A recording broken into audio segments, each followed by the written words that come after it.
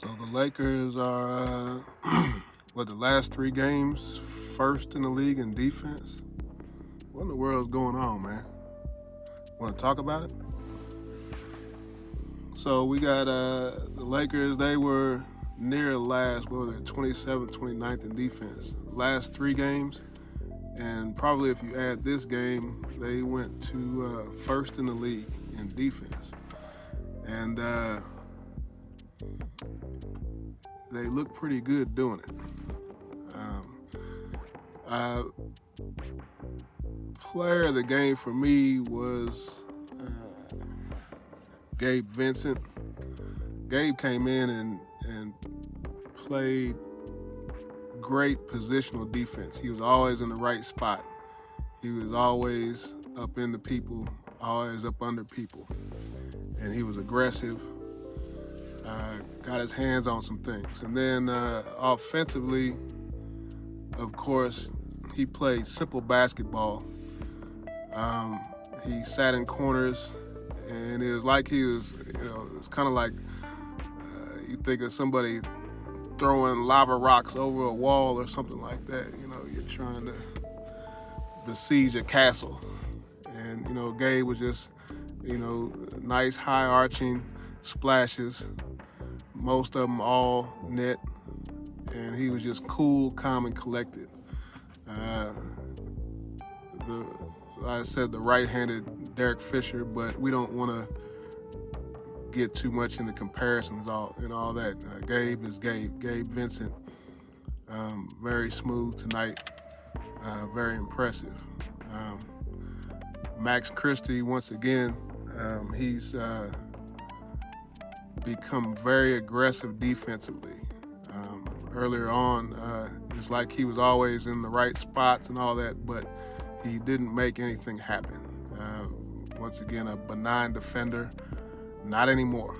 I mean, when you're going heads up with Foxy and Ja, and there's no fear, pure aggression, super contesting on shots, and it's, in my opinion, it's going to get to a point where people are like, man, that damn Max, man, I'm tired of him. That's what you want as a defensive player. And then, you can just go around the board. Cam Reddish, not good in the first half. He wasn't engaged. He didn't have quick feet. He wasn't probing. He wasn't spread out as far as his wingspan in passing lanes and all that. And of course, it was when he picked up some fouls, he just wasn't sharp. Second half, though, he refocused and got his hands on some things. Made a couple turnovers, forced a couple turnovers, and was engaged. And he got into the team mind meld. He joined and became effective. LeBron, once again, a fantastic defensive game. He was just everywhere. He was everywhere and did everything. I don't have to get into it. He was just fantastic defensively. He's put together now a couple games where defensive stretches and all that. He is showing. He's always had the potential, but now he's showing it's a budding greatness defensively. He's made some all defensive teams, but he's also I wouldn't even call it struggled. I just think that there's a lot going on, and he wasn't invested. He wasn't invested defensively. I don't want to sugarcoat, but I don't want to pile on or start talking bull crap or get into too much in the past. We're talking about today today he was fantastic defensively, and I'm pretty sure he will be tomorrow and the next day. AD, the long arm of AD. I remember like the first times I saw AD. That's just the impression that I had of him. It's just like anytime something goes down, here comes this skinny little dude from Kentucky. I mean, he's not from Kentucky, but this skinny guy, man. It's like every play, it's like this long arm just extends into the play. Everything, reaching in, reaching around, blocking, passing lanes, all that stuff. And it was on display tonight. First quarter, AD dove. He dove on the floor more than I think I've seen him in his whole career combined. But I'm laughing. But if AD's on the floor, everybody better look out, because when AD starts hunting people, hunting rebounds, hunting blocks, hunting everything like that, you better look out. I don't like narratives that are a lot of narratives get into individualism. I can't stand it when people say we've never seen this and all that. Man, come on, man.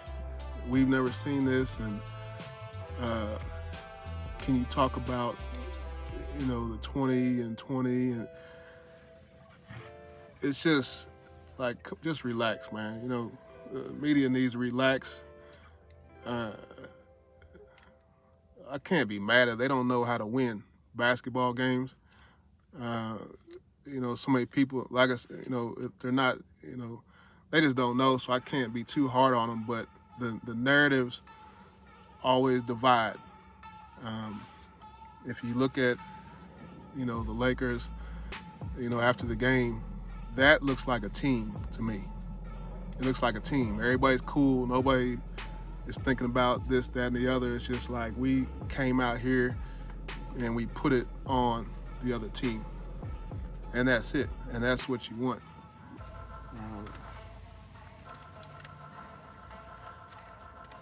My main man, Mike Brown.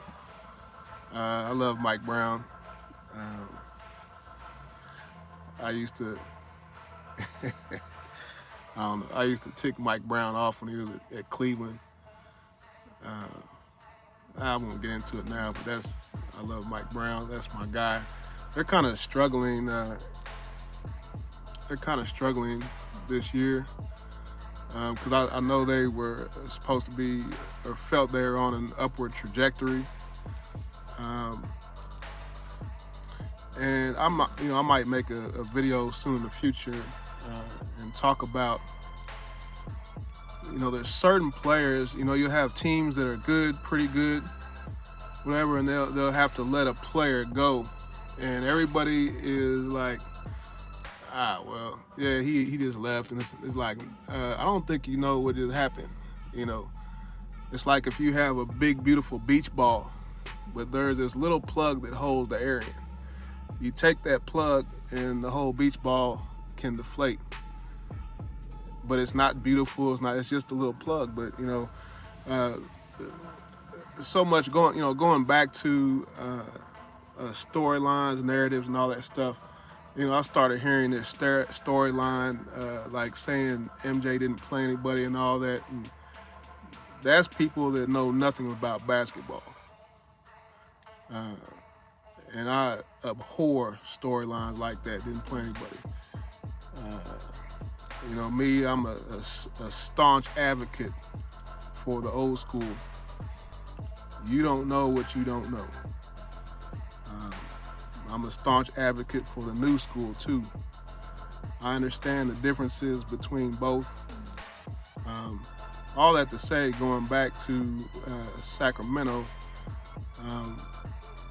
they lost Harrison Barnes. Harrison Barnes went to San Antonio. And, there's the saying, next man up and all that stuff. Okay.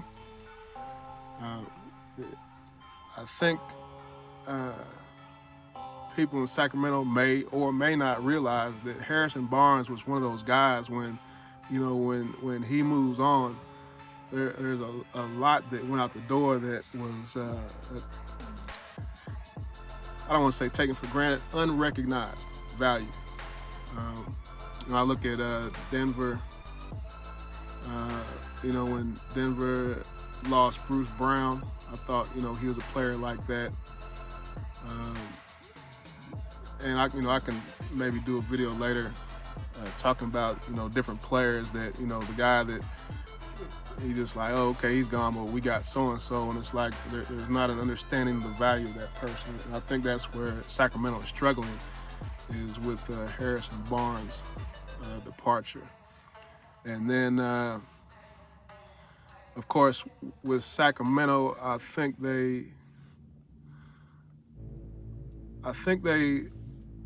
Fox is going to have to, plain and simple, Fox is going to have to be more aggressive. I mean, Fox is an absolute gangster. Team ball, he's trying to play team ball. He's trying to get everybody involved. And then, get aggressive in the fourth quarter. But, Fox is going to have to turn up earlier than the fourth. To me, like second quarter on, he's just going to have to put pressure on people. I mean, he is not about numbers. I know all he wants to do is win. But he's going to have to turn up that pressure. He's going to have some big explosive games and become a serious mismatch, and then play off of that, when the extra attention comes. He plays well. He's playing well. He's going to have to start punishing people for Sacramento to be successful. He is the mismatch. I mean, Monk is also, but he's not D Fox. D Fox is the problem. He's the mismatch, and he's letting people off the hook. And there's some games that slipped away for Sacramento, and so basically what I'm saying is that Fox has some mean. He's got some gangster. He's mean, but he's letting people off the hook. Fox is real mean, and he's strong, physically strong. I say that different people are made out of different materials. Some materials are stronger than others. They're lightweight, but they're extra strong, and that's Foxy. He needs to apply that pressure. Other than that, also Koloko was a little better energy. Like I said, he's showing some little frustrations. He got scored on again, and he's looking like, where's the help? It's like he needs a little shift. He needs a little shift in how he looks at things. It's like, you don't need help. You make it happen. I'm not saying no help should come, but you make it happen. You got the body, you got the length, the wingspan. You go get it. Somebody comes in that paint, you handle them. If somebody scores, then it's get back. It's not looking around like you didn't help me. Come on, dog. Big boy. We going big boy with this. But all around great game. For me, the best game I've seen the Lakers play. Even though the Memphis game was good, this game was even better. You clipped a Sacramento team searching for a win, and you clipped them at home. Can you do it again?